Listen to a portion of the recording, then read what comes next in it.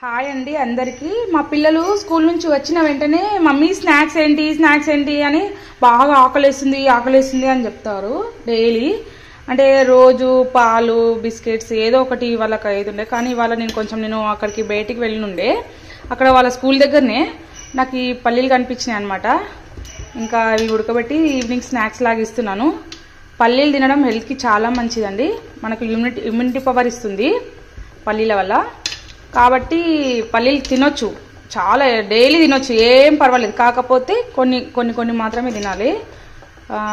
చాలామంది పల్లీలు తినడానికి ఇష్టపడరు కొంతమంది. కాకపోతే మా పిల్లలకైతే చాలా ఇష్టం అన్నమాట. పల్లీలు, బాదం, కాజు ఇలాంటి పప్పులు లాంటివి అన్నీ బాగా తింటారు మా పిల్లలు.